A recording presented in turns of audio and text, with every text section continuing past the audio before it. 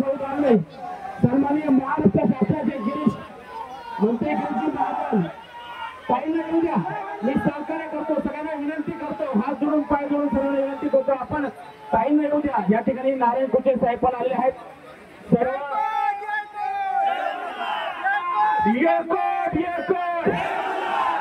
आमच्या हक्काचा हमारा नेता कैसा हो, हमारा नेता कैसा हो। आज 11वा दिवस आहे, सरकारला उशिरा जाग आलेली आहे। योग्य आहे का हे?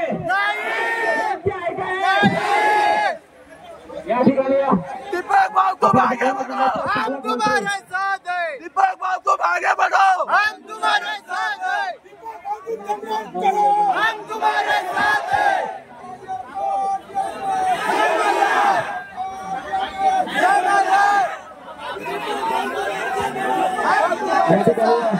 मी पंकजा ताईंना आपल्या भावना हम तुम्हारे साथ हैं।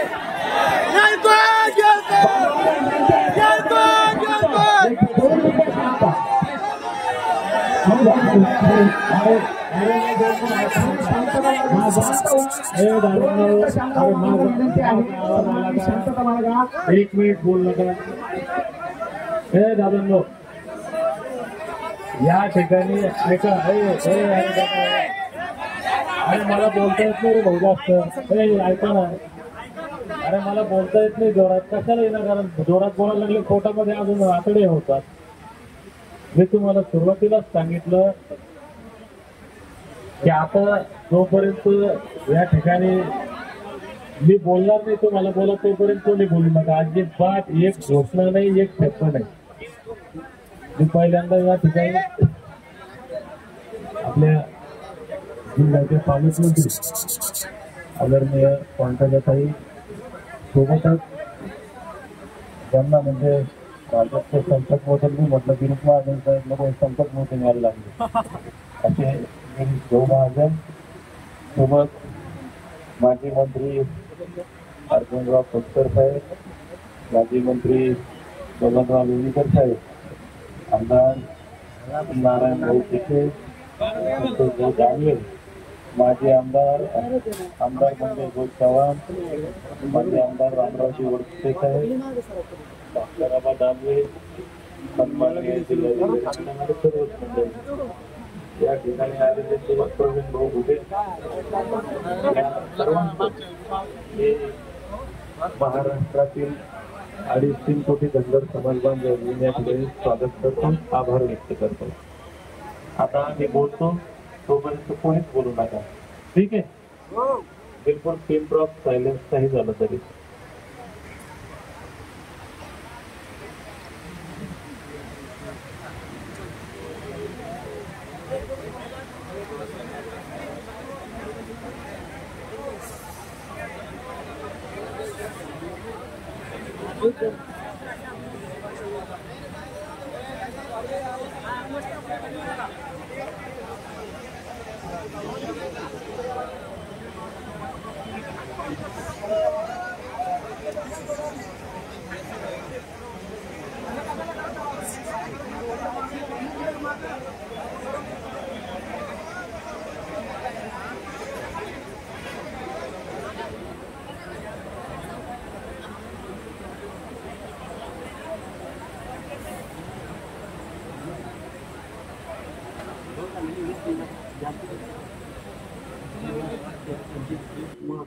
वन विभाग त्याच्यामध्ये पण मुंबई पोर्ट मध्ये घाट्यात सवलती दिलेल्या आहेत, ते वन करायच्या संदर्भात असेल, ग्रामपंचायतीच्या संदर्भात असेल, त्याच्यात सुद्धा 36 नंबरला इथं वरण धनगर आहे त्याच्यामध्ये 2024ला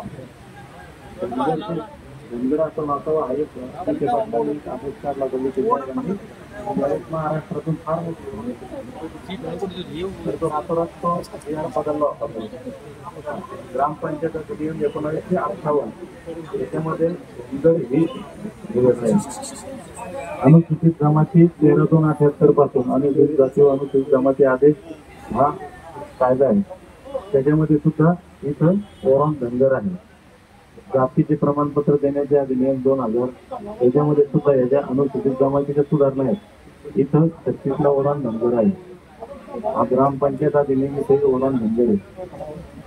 म्हणजे या प्रत्येकाच्या जर डॉक्युमेंट मध्ये पाहिलं आपण. दुसरं आता हे धनगर ही जमात जी महाराष्ट्रातील अनुसूचित जमाती सूचीमध्ये अनुक्रमांक 36 आहे. ती धनगर जमात 1956 साली राष्ट्रपती यांनी अनुसूचित जमात म्हणून घोषित करण्यापूर्वी महाराष्ट्रात अस्तित्वात नव्हती आणि आजही अस्तित्वात नाही. परंतु धनगर जमात ही अस्तित्वात आहे. म्हणजे इथं या यादीमध्ये 36 नंबरला धनगर आहेत.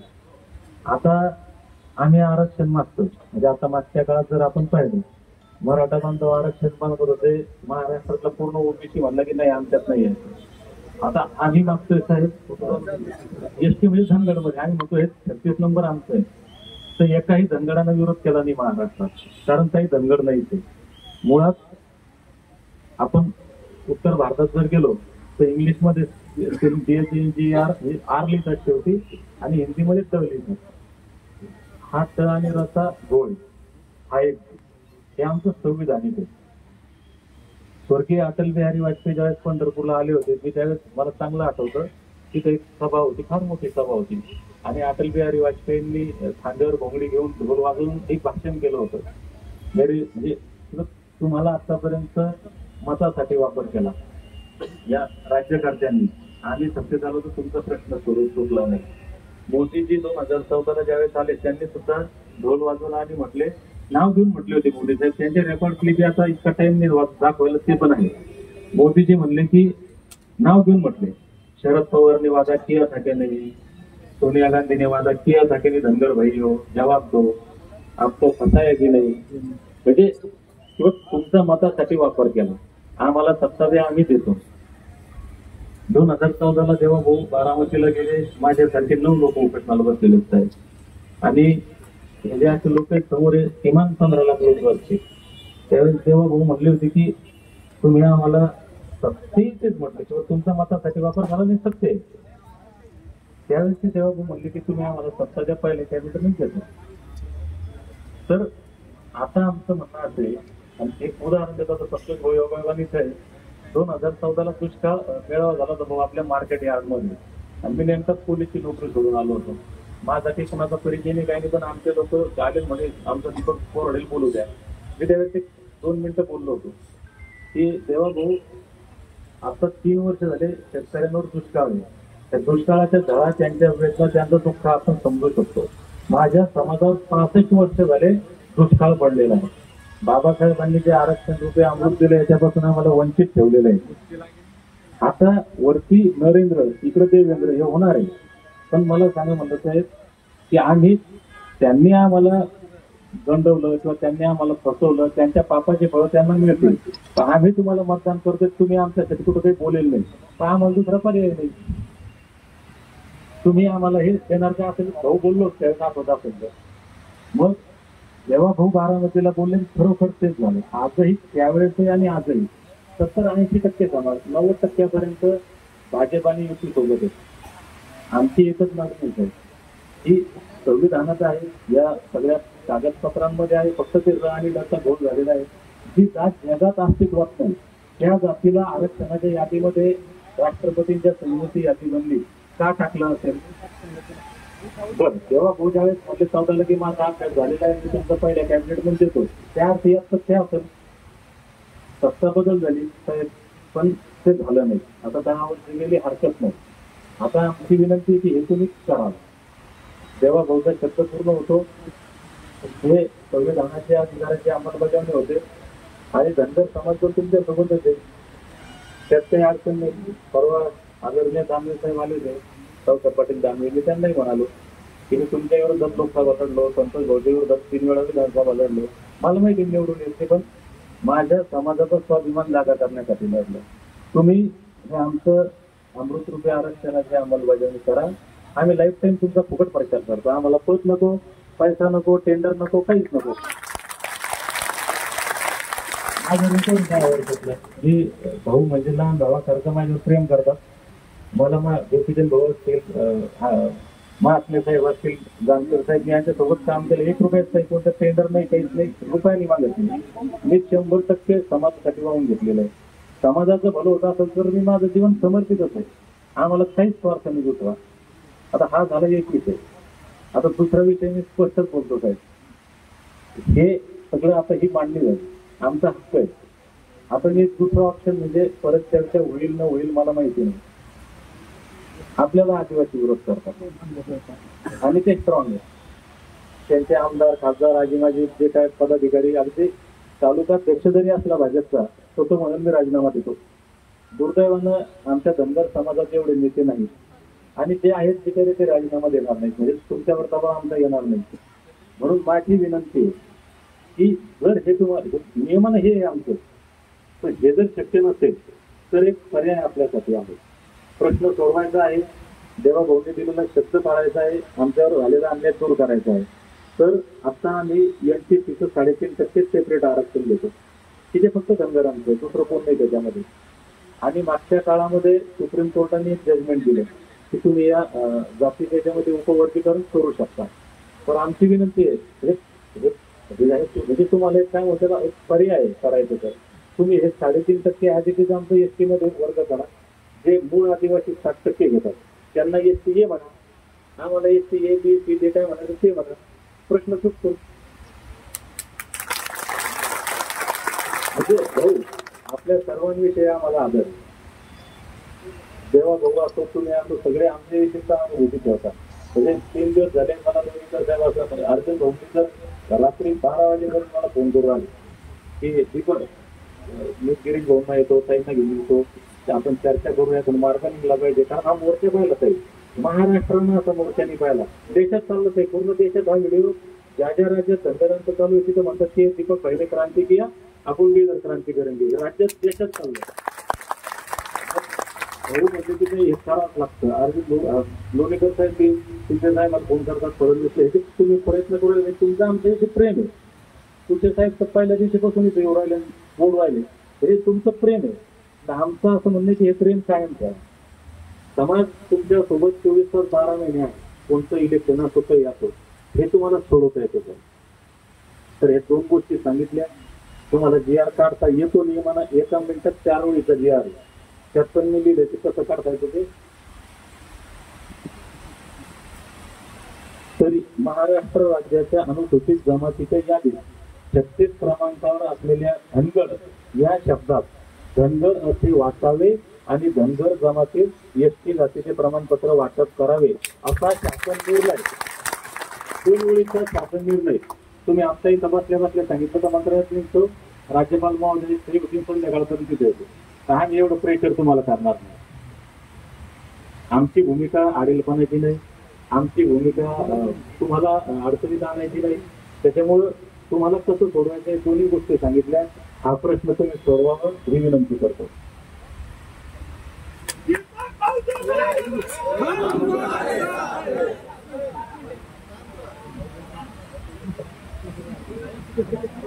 या ठिकाणी सन्माननीय पंकजाताई आपल्या समोर आपल्या ST आरक्षणाच्या भावना आणि सर्व पालकमंत्री म्हणून व्यक्त करणार.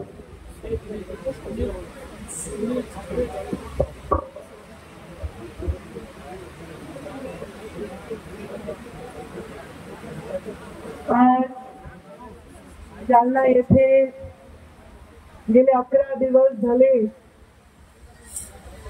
धनगर समाजाला ST मध्ये सामावून घेण्यासाठीच्या मागणीसाठी उपोषणाला बसलेले दीपकजी, या उपोषणाच्या संदर्भात इथे राज्य शासनाकडून प्रतिनिधी म्हणून आलेले गिरीशजी महाजन आणि समोर उपस्थित समाजाच्या हक्कासाठी लढणाऱ्या सर्व माझ्या धनगर समाजातील बहादर बांधवांना, मी या जिल्ह्याचे पालकमंत्री म्हणून इथे आले आहे. हा एक भाग जरी असला तरी बहुजन समाजातला एक माणूस 11 दिवस झाले बिना अन्न पाण्याचं उपोषण करत आहे. गेले 3 दिवस झाले तब्येत त्यांची खालावत आहे आणि त्यांच्या मागण्याच्या संदर्भामध्ये संपूर्ण संवेदना आमच्या सर्वांच्या मनात, म्हणजे सन्माननीय मुख्यमंत्री आहेत तर दोन्ही उपमुख्यमंत्री आहेत, आमच्या सर्वांच्या मनात आहे आणि म्हणून मी इथे आले. पहिल्या दिवशी जेव्हा मी इथून गेले तेव्हा यांचं उपोषण सुरू झालं आणि मी ज्या दिवशी दुष्काळाची पाहणी करत होते तेव्हा मोठा इथे मेळावा झाला. मेळावा म्हणतात येणार नाही तुला, एक मोठा समुद्र बनू, पिवळ्या रंगाचा समुद्र या जालन्याने पाहिला. एवढ्या मोठ्या संख्येने लोक येत होते, प्रत्येक गावामधून मी जात असताना लोक मला हात करत होते, ताई जय मल्हार, ताई जय मल्हार. आणि मला वाटलं की एवढा जनसागर लोटलेला आहे तर या जनसागरासमोर दीपक भाऊ आपलं उपोषण सोडतील आणि त्यांच्या बद्दल काहीतरी शब्द आम्ही त्यांना देऊ शकू. आता त्यांनी ज्या मागण्या केलेल्या आहेत या मागण्या आज किती वर्ष, 70 वर्ष झालं. म्हणजे दरचा मान लगेच करता आला पण दर सरळ करण्यासाठी आज 70 वर्ष झाले धनगर समाज लढत आहे. आणि हे सत्य आहे की जेव्हा सन्माननीय मुख्यमंत्री देवेंद्रजी फडणवीस प्रदेशाचे अध्यक्ष होते तेव्हा मी ओमचे अध्यक्ष होते आणि बारामतीला भव्य असा लाखोंचा कार्यक्रम झाला होता. तेव्हा त्या कार्यक्रमात आम्ही आलो होतो. वेळोवेळी हा शब्द दिला होता आणि त्या शब्दाबद्दल कोणाच्याही मनात किंतु आणि परंतु नाही. पण संविधानामध्ये हा शब्द योग्य बसवणं, जर एवढं सोपं असतं डान्स करणं तर झालंच असतं, पण हे योग्य पद्धतीने बसवणं हे सुद्धा शासनकर्ता म्हणून त्यांचं कर्तव्य. मी त्यांच्याशी चर्चा केली, दोन्ही दिवस अगदी मध्यरात्री फोन करून त्यांनी मला दीपक भाऊंच्या चौकशी केली तब्येतीची, मला विचारलं, त्यांनी हे सगळ्या गोष्टी सगळ्या समजून घेतल्या. आता आपण कोर्टामध्ये हा विषय मांडण्यासाठी कुठेतरी कमी पडू नये. आता हायकोर्टामध्ये असं झाल्यामुळे सुप्रीम कोर्टात विषय आहे आणि तिथे जाऊन हा विषय आपण अत्यंत स्ट्रॉंगली मांडला पाहिजे. आदिवासी समाज न दुखवता धनगर समाजाला न्याय देण्याची भूमिका घेतली पाहिजे असं त्यांचं म्हणणं आहे. दीपक भाऊ मला वाटतं समजूतदार माणसं तरी आपण उभा आडमुठेपणा करत नाही. त्यांनी पण आता बोलताना आडमुठा स्वभाव नाही दाखवला. त्यांची भाषा सन्मानाची, त्यांची भाषा आदराची, त्यांनी असलेल्या अगदी संतोष दानवे आमचे सगळ्यात यंग आहेत, ते अर्जुन भाऊ, बबनरावजी लोणीकर सगळ्यांविषयी अत्यंत सन्मानाने त्यांनी सांगितलं. देवाभाऊ म्हणून मुख्यमंत्र्यांचाही उल्लेख केला आणि त्यांनी सांगितलं की हे खरंच एक स्वतः जरी ते आले गादीवर तरी हे शक्य नसतं आणि त्यामुळे हे कायद्यामध्ये बसवण्याची त्यांनी एक पर्याय दिला. त्या पर्यायाबद्दल मुख्यमंत्र्यांशी आम्ही चर्चा करून त्याला कसे योग्य पद्धतीने हाताळता येईल याच्यासाठी नक्कीच विचार करणार आहोत. आणि मी आज आले, त्या दिवशी नाही आले कारण मला असं वाटतं एवढा मोठा आपला पोरगा बसला आहे आणि एवढ्या संख्येने लोक आले, एवढा मोठा भव्य कार्यक्रम आहे, उपोषण सुटणार आहे. आणि मी आता घरची असल्यामुळे मी ग्रहित करणार विषय, मी यांना बोलले रोज त्यांची तब्येत खालावत आहे आणि त्यामुळे त्यांचं उपोषण त्यांच्या प्रकृतीसाठी योग्य नाही आहे.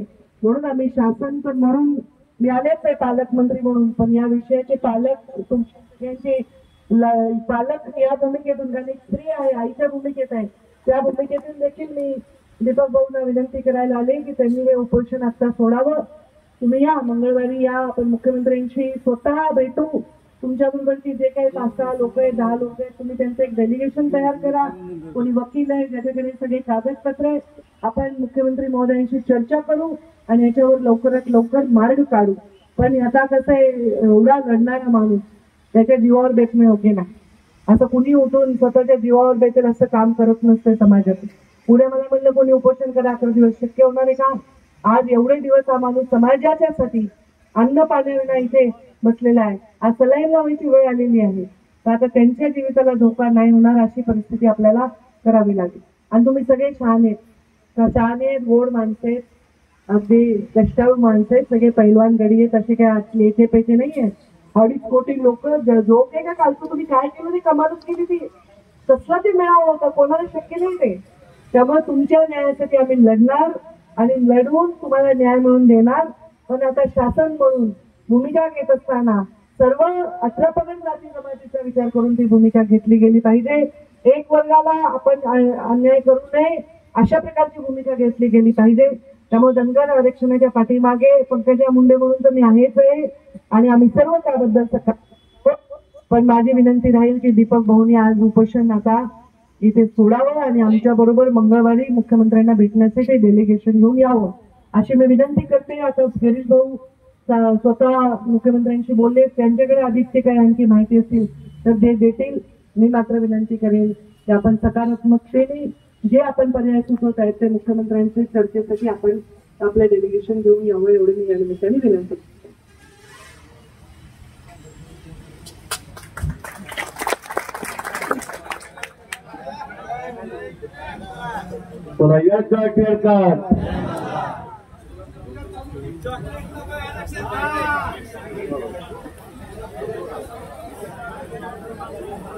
त्या ठिकाणी उपस्थित आपल्या पालकमंत्री पंकजाताई, उपस्थित सर्व आमदार, माजी आमदार, मंत्री, माजी मंत्री, सर्व अधिकारी, उपस्थित सर्व समाज बांधव, नोंदवणी भगिनींनो, दीपक भाऊंच्या उपस्थितीचा जवळपास 11वा दिवस या ठिकाणी.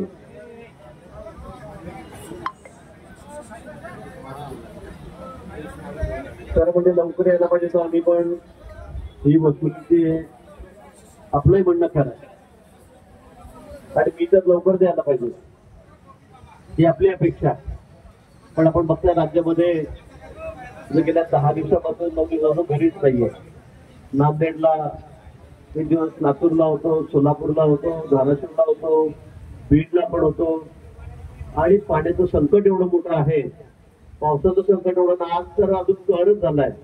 आज सगळे रेकॉर्ड तुटत आहेत पावसांचे आणि म्हणून सगळीकडून फोन येत आहेत, मग तुम्हाला परत यावं लागेल, धाराशिवला या, सोलापूरला या, सीना नदीचं पाणी वाढतंय, इकडनं पाणी वाढतंय. त्यामुळे आजच सकाळी मी जळगावला आलो सगळे दौरे आठवून आणि मी सरळ मला साहेबांनी सांगितलं, देवेंद्रजींनी सांगितलं की तू आला तर साहेब डायरेक्ट जालन्याला जा. साहेब जळगावला आले, धुळ्याला कार्यक्रम होता, ते विमानात उतरले, तेच विमानात त्यांनी मला बसवलं आणि तू 5 मिनिटं तिथून जा आणि जालन्याला जाऊन उपोषणाच्या ठिकाणी जा. त्याच्या सूचना कधी दिल्या. पंकजाताईंचं माझं कालही पूर्ण झालं होतं. अर्जुन राव आहेत, बबनराव आहेत, दानवे साहेबांचं, दादांचं माझंही परत तुम्हाला भेटून दिल्यावर बोलणं झालं होतं. आणि आपण म्हणतो हा विषय अतिशय 100% खरा आहे. मोदी जे आले त्यांनी आपल्याला सांगितलं होतं, देवेंद्र भाऊंनी सांगितलं होतं आम्हाला सत्ता द्या, आम्ही